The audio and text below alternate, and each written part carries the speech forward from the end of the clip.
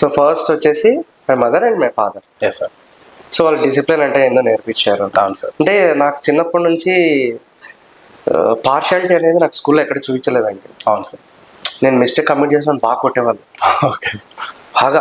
So madams అన్ని కదా మనం కొట్టకూడదు అనేది అట్లా కాకుండా మా పేరెంట్సే కొట్టేవాళ్ళు బాగా. Okay sir. అంటే వాళ్ళు అప్పుడు తను తిన్నాం కాబట్టి మనం ఈ స్టేజ్ కూడా సార్.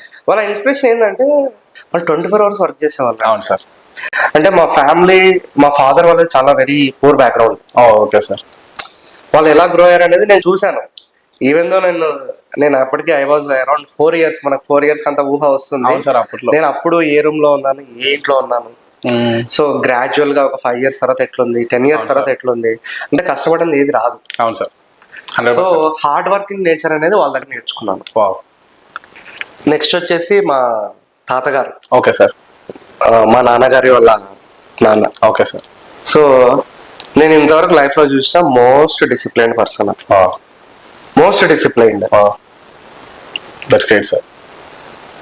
అలారం లేకుండా 4 o'clock లేసేవాళ్ళు. 4 o'clock every day.